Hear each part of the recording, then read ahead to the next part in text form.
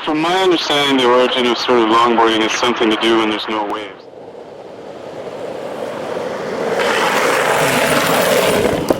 The motions that you're doing, the carving that you're doing, is very similar to surfing and snowboarding.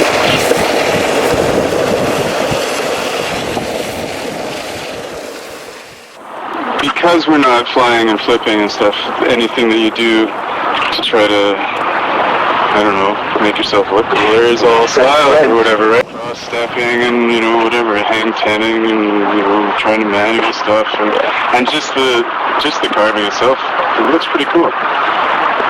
And it's...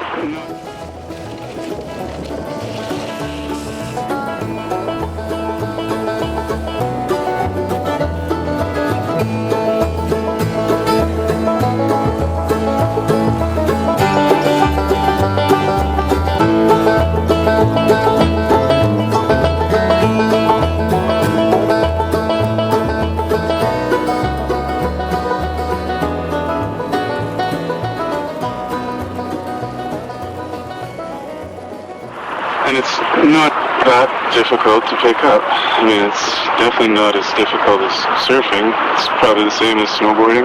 And if you have a skateboard background, it's pretty fun.